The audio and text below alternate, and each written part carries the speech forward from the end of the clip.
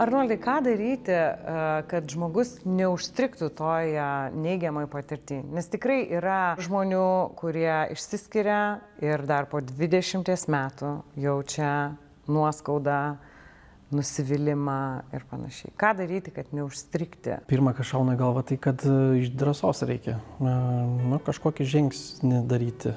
Tai ar savęs kažkokio ieškojimo, kas aš, jeigu sugriūna tas vaizdinys skyrybų vaikam irgi ten, ar apskritai kas čia vyksta, kažkokia tai iniciatyva, tai reiškia, aš kažką galiu dėl to daryti.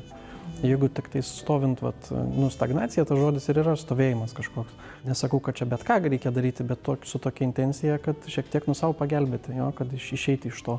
Tai gali būti kažkokia specialistų pagalba arba grupės kažkokios, ar tai žmonės, kurie panašią patirtį turi, žodžiu, kalbėtis reikia apie tai, bet tam reikia drąsos. Man čia kažkaip šiandien labai smagu, kad tokia tema visai ir ganėtinai atvirai dalinasi.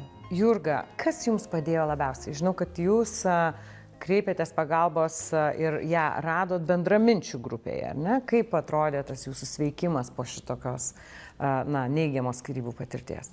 Ilgas ganėtinai, aš bandžiau paskaičiuoti, galbūt 3 metus užtruko. 3 metus užtruko jūsų gijimas, taip, išėjimas iš to skausmo.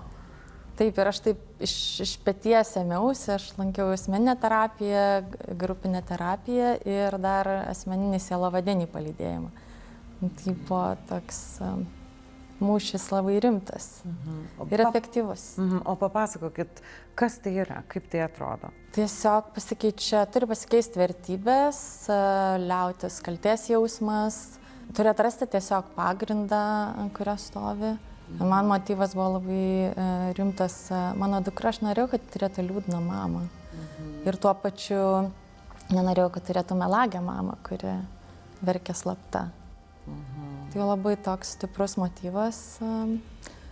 Ir procesas nėra lengvas, nes psichoterapija tai yra, tu turi susidurti su savim tokiu, koks esi.